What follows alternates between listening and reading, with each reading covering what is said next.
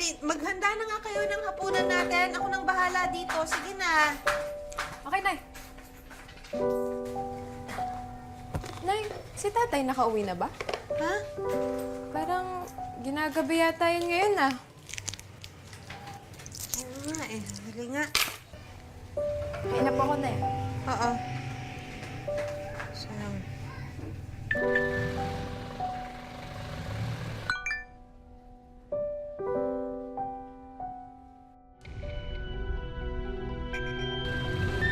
Nay, kain na po.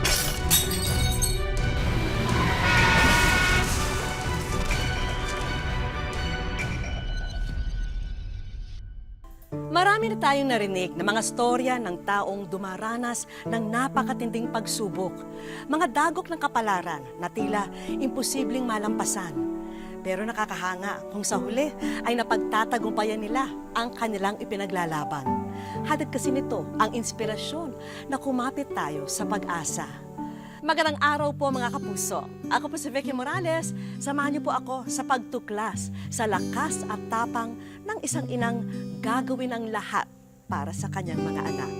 Dito lang po yan sa Wish Ko Lang. Tagal Oh, na.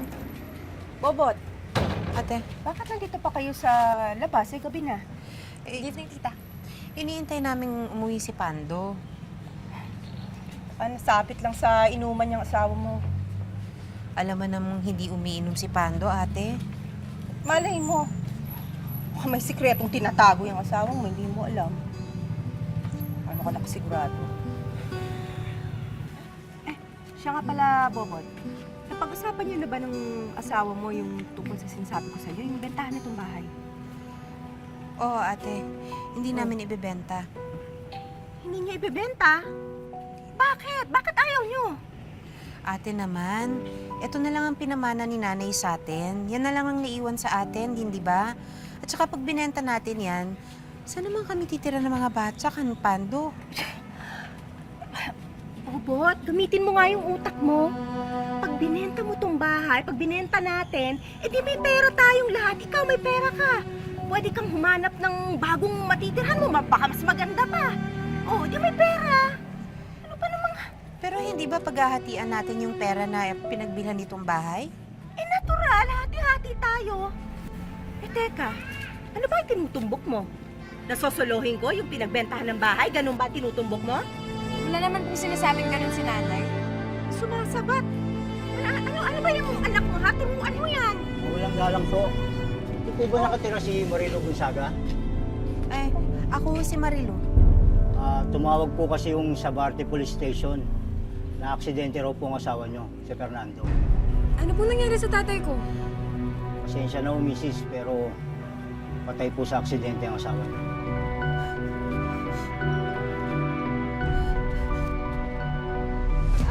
Sa letrang O!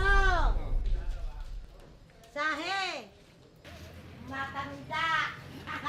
Ikaw yun. Sa letrang O! Ulit! Ano naman? Arlene! Ariel! Ano to? Nay, si tita ho kasi. Oh, Bobot. Bakit? May problema ba? Ano to, ate? Uy, bakit? Hindi ba naman problema ka? Dahil wala kang pantubos para dyan sa asawa mo, para magkaroon naman ng maayos na burol. O, pues tinulungan kita. Kinausap ko yung kaibigan ko. Siya ang gumastos lahat nito. Pero syempre may kapalit yun. Eh, kaya yan, merong pabingo, may pasakla, may konting sugal. Pumayag ka, ate? Aba, bakit yung tono mo parang galit ka pa? Eh, ikaw na nga tinulungan. Bakit, ha? Ano naman ang masama dito? At saka, isa pa, meron ka naman porsyento, ha? Hindi ko naman solo yung kita, hindi naman solo yung kita ng kaibigan ko, ha? At saka makakatulong yun para sa pagpapalibing ng asawa mo. Pero illegal to, ate. Para natin ginagamit ang asawa. Ayan. Puro ka prinsipyo, ha? Bakit? Anong magagawa ng prinsipyo, ha? May nagawa ba yan nung hindi mo makuha ang labi ng asawa mo? At may magagawa rin ba yan kapag hindi mo napalibing ang asawa mo? Mag-isip-isip ka kasi, hindi yan puro katangahan mo.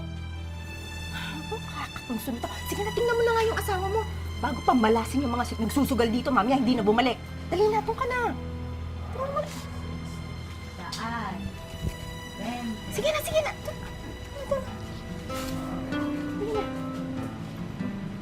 Oh, kamusta kayo dyan? May nakabingo na ba? Ayan, bingo ba? Bingo. Ay, hindi pa. Oh, sige, sige. Sige, sige. Sorry, mahal. Bahot. Ay, naku. Ito, oh. Ito. Yan yung party mo dun sa kinita ng saklaan. Ha? Oo, di ba sinabi ko naman sa'yo, may porsyento ka, hindi ko sosolohin ang kita. Oo, ayan. Malaking bagay yan ha, pantulong sa pagpapalibing dyan sa asawa mo. Eh, siya nga pala, sabi nung kaibigan ko, bukas daw ilipat natin yung burol dun sa kabilang barangay. Kasi mas maraming tao nagsusugal dun. Di ba? Mas malaking kita. Hindi na, ate. Anong hindi na? Sapat na tong perang to para sa simpleng libeng para kay Pando.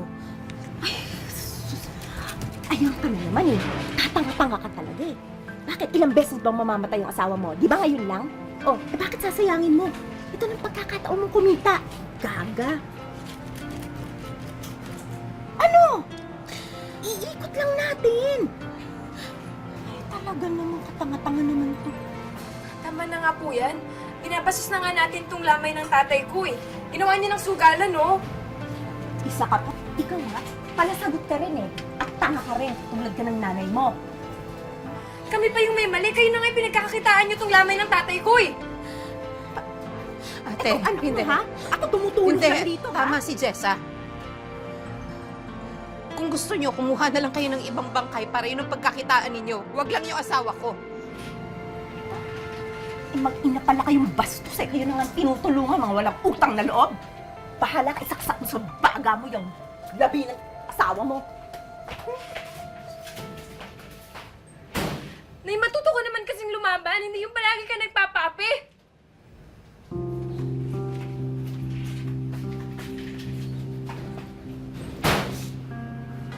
Manong, Ikaw si Bubot, di ba? Yung asawa ni Pando? Uy, kundulis ulit ha. Pasensya na, hindi na ako nakarating sa libing. okay lang po. Nabanggit mo sa akin ni Pando bago siya na-aksidente na pinayagan niyo siyang magtawag dito. Oo nga eh, napag-usapan na nga namin yun bago siya umuwi. Bakit? Gusto mo yung binatilyo mo na lang ang pumalit sa kanya? Ako po sana. Ha? Sigurado ka? Hindi madaling trabaho to. Saka, barya-barya lang makukuha mo rito. Opo. Eh, naubusan na rin ho kasi ako ng puhunan sa pagtitinda eh. Kailangan ko ho ng ibang trabaho. Naku. Sige. Sige na nga, kung hindi lang ako naaawa sa'yo. Talaga ho? Opo, maraming salamat ho, Manong ah. Philcoa, Litex! Konti na lang, lalarga na! Philcoa, Litex! Pasok na! Uy! Umayos kayo na upo dyan, ha? Bilis! Pasok na! Philcoa, Litex! Tuping, halika nga dito. Oh, Manong. Siya si Bobot, byuda ni Pando. Yung kakatag dati dito. Biyuda ba ka mo? Alam mo, Manong, ganyan yung mga type ko eh. Medyo malaman pero may asim. Gago! Siya yung karelyebo mo ngayon dito. Bakit, Manong? Kaya ko naman mag-isa dito ah! Dahil sabi ko, at magsisimula na siya ngayon, huwag na huwag mo siyang away, kundi malilintigan ka sa akin. Para ba? Galingan mo ha?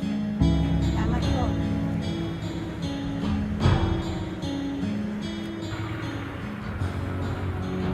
Oh, marunong ka ba?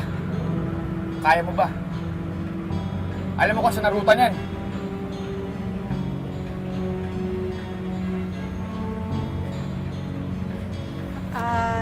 Litex! Philcoa! Lakas mo!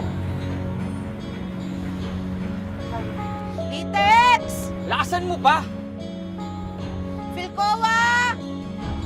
Titex!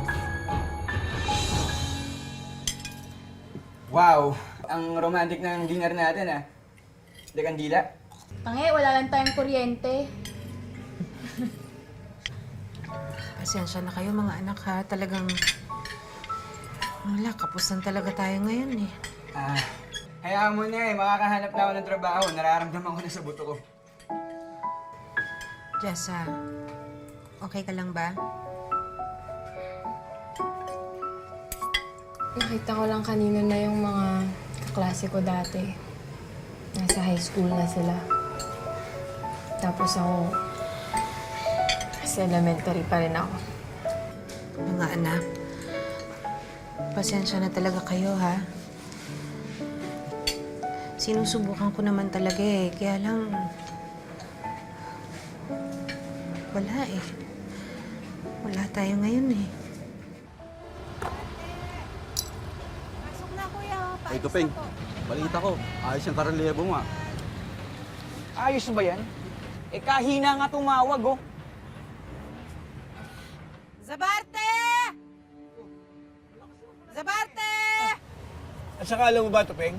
Ang sabi nila dito, mas malaki daw ang binibigay sa kanya ng ibang mga driver. Kalokohan yun. Ano mas malaki sa kanya? Hindi nga siya marunong eh. Eh, paano, Tupeng? Napakaswerte daw niya ni Bobot. Eh, napakabilis na puno na pasero. Tingnan mo, puno na agad. At saka, hindi siya nangaaway, ha? Eh anong pinapalabas mo? Malas ako, ha? Oy, Tupeng. Umalis ka nga dito. Mukhang pati ako may namalas, eh. Sigurado ka na. Muna! Grabe naman kayo. Sige na! Pwede na ho!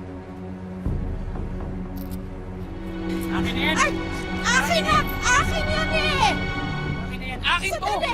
Maghanap ka na ibang pagtatawagan mo. Huwag dito. Pinayagan naman ako ni Manong dito eh. Sandali, akin na yan. Pinaghirapan ko yan. Pera ko yan eh. Akin na! Aray!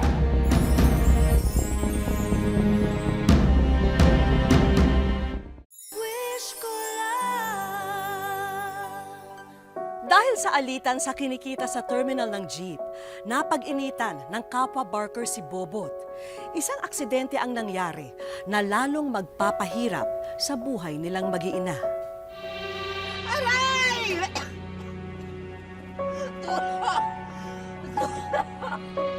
Bobot! Hindi ko sinasikaso. Sorry talaga. Kaya ka, Tupeng! Kasalanan mo ito. Kawawa naman si Bobot. Aray! Ang sakit! Aray! Ang sakit! Nay! Nay! Ano nangyari sa'yo? Okay ka lang ba? Okay na ako, anak. Huwag na kayo maglala, okay naman na ako. Totoo po ba yung narinig ko? Na tinulak daw kayo ng isang barker? Huwag kayong mag-alala. Inalis ko na sa terminal yung loko na yun. Sana mahuli siya para mapakulong natin. Hindi na. Para saan pa? Eh, wala din naman tayong pambayad ng abogado eh. Isa pa, wala din pambayad pinsala sa akin yung sa ginawa niya. Pero Nay, sinaktan niya kayo! Hayaan mo na, anak. Ang isipin na lang natin kung paano tayo kikita. Eh, ilang linggo din ako bago makabalik sa trabaho.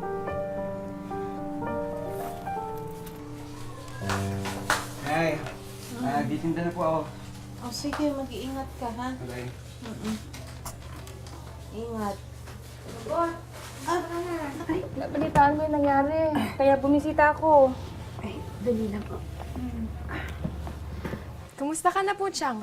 Kayo dapat ang kinukumusta ko. Sorry at hindi ko agad nalaman na yung nangyari kay Pando sa pagkamatay niya.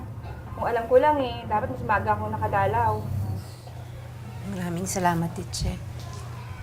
Ang totoo niyan, Bobot, kaya ako nandito eh para mag-alok ng tulong sa'yo.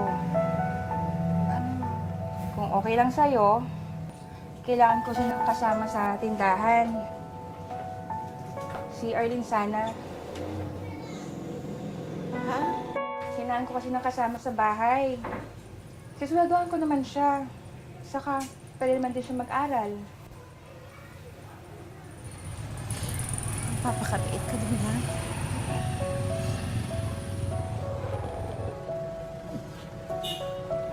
Magpapakabait ka dun, ha? Alagaan mo ang sarili. Opo, Nay.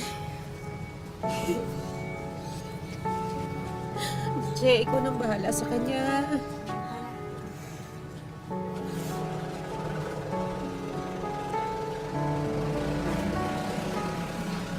Miss ko pa kayo. Iingat ka. Iingat ka. Lang, mauna na kami.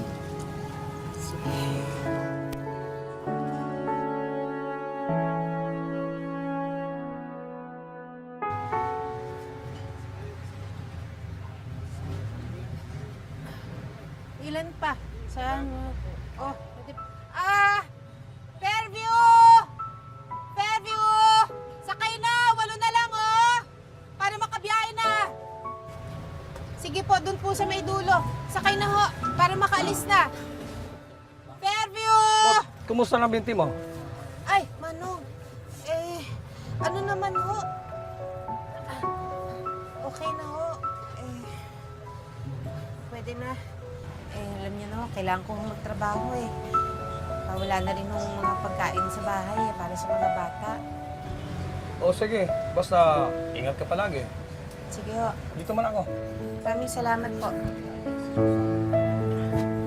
Kasya pa, may kasya pa. Oh, Fairview! Biyahing Fairview!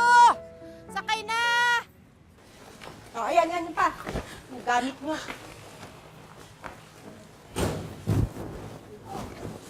Nay! Ano nangyayari dito? Ha? O ayan, lumayas na kayo. Ano?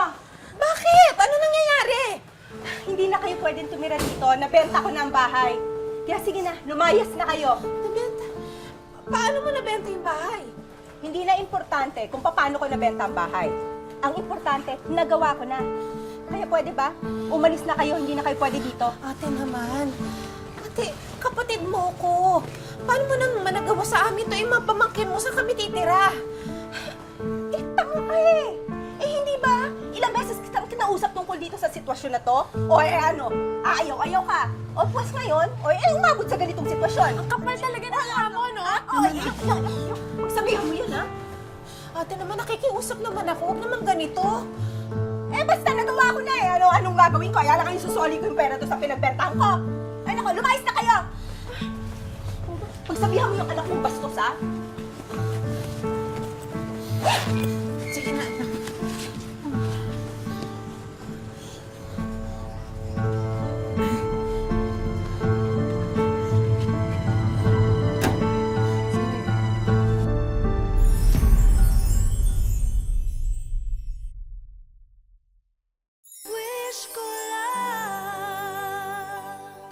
Pasensya lang kayo ha.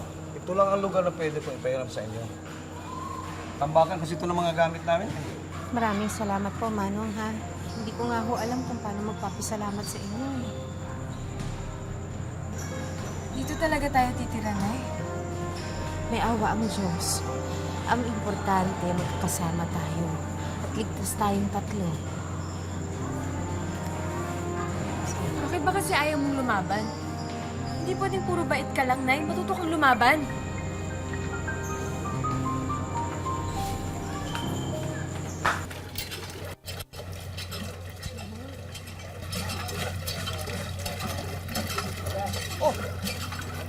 Kaya mo nga naman magkikita pa tayo dito. Ang ginagawa mo dito, Tupeng? Dito ako nakatira. Akong dapat nagtatanong sa'yo, anong ginagawa mo dito? Ito ba yung dating pumilay sa'yo? Uy, okay itong anak mo ah. Matapang, gusto ko ito palaban. Huwag mong idadamay ang anak ko. Easy ka lang. Relax. Ikaw naman, masyado ka nagsiselos agad eh. Alam mo naman na ikaw na yung type ko, di ba? Ayaw namin ng gulo, Tupeng. O, sige na. Mag-igib na kayong dalawa. Saka ako na kayo kakausap. 40 na tayo. 15.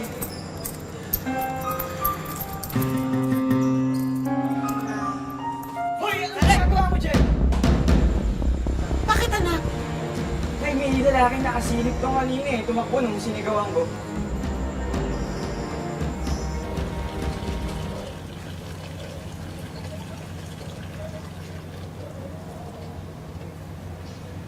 Hi, Miss Beautiful.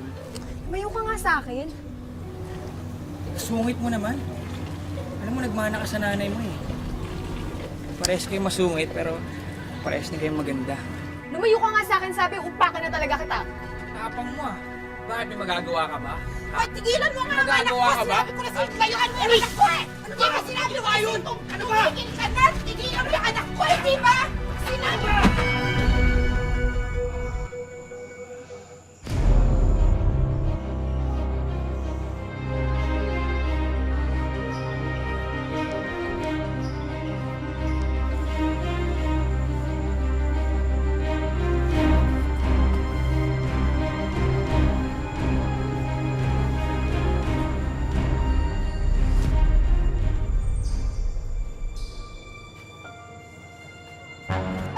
Huwag kang maingay! Pag nag-ingay ka, mamartilyuhin kita.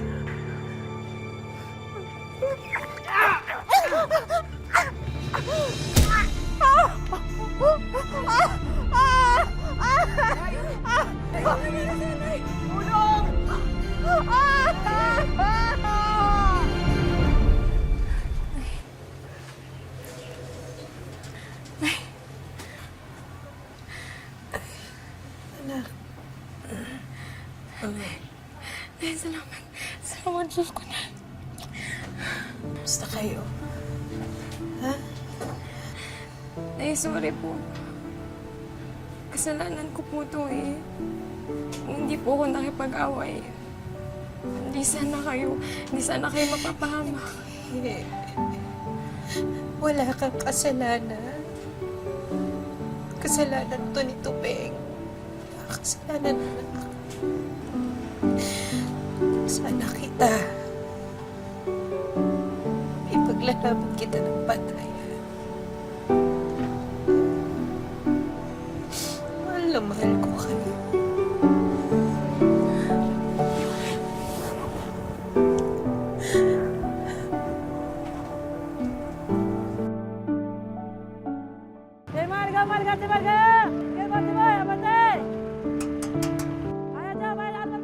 Nakikipagsabayan ng sigaw sa gitna ng mga humaharurot na jeep.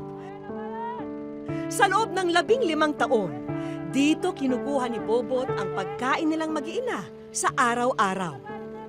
Pahina-hina mo ng boses ko. Sabi ko, bayan-bayan muna, tag muna ko, bayan-bayan. Tapos hanggang sa lumakas ang boses ko, yun, nasanay na ako ng ilang araw muna.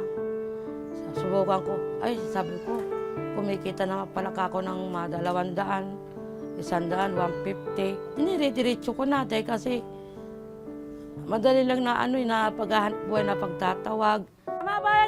Hindi biro ang krus na pinasa ni Bobot nung pumanaw ang kanyang asawa. 3 anak kasi ang naiwan sa kanya para alagaan at palakihin. Sabi ko, bakit kaya ganun? Hirap na pala ako ito. Pag ako ay nag-iisang single mother ka ako ang na buhay. Bagamat hindi ito ang pinangarap na buhay ng mga anak ni Bobot, naunawaan na ng bunso niyang anak ang sakripisyong ginawa ng kanilang ina para lamang mabuhay sila. Pinapakita pa rin po namin sa kanya na mahalaga siya sa amin. Siyempre po bilang anak, nakikita ko nahihirapan yung mama ko, ganun na yung trabaho niya. Kahit na minsan inaasar kami kasi ganun na yung trabaho niya. Ano lang po, bilang suporta ng anak, tinulungan ko siya.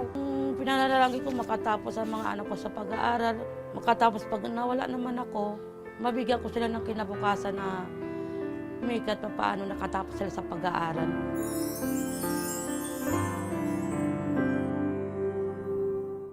Sa aming pagbabalik, Welcome sa Wish Ko Lang.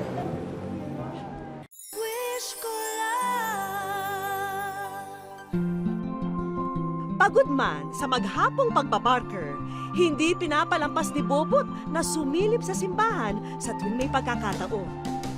Ang hindi niya alam, naunahan na namin siya sa loob ng araw na yon.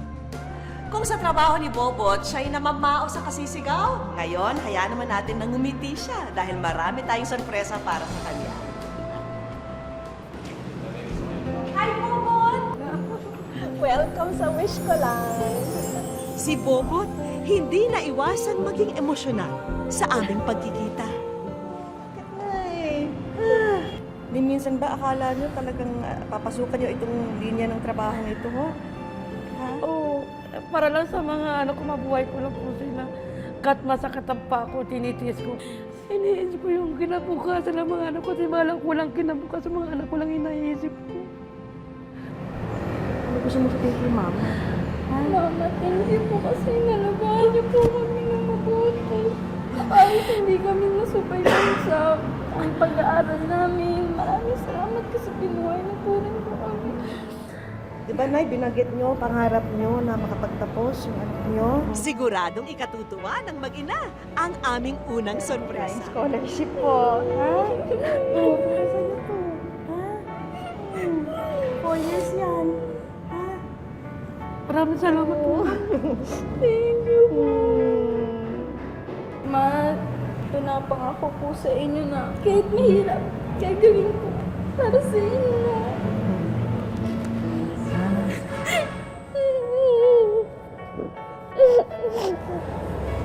Hindi mo mabit, magkano po. Salamat ka. Thank you po.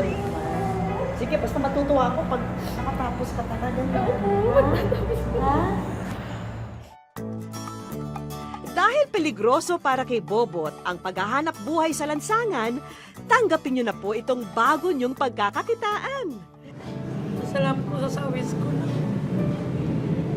Ang buhay ko rin mga anak ko. Sobra po kami nagpapasalamat. Buong puso po talaga. Talagang natutuwa, masaya po kami ngayong araw kasi hindi po namin talaga expected. Sobrang saya po talaga. Ma'am Vicky, maraming salamat po sa inyo. Sigurado pong aarangkada na po yung pamilya namin. Maraming salamat po. Wala raw duwag na tao. Kailangan lang daw hanapin ang bagay na nagpapalabas sa tapang natin.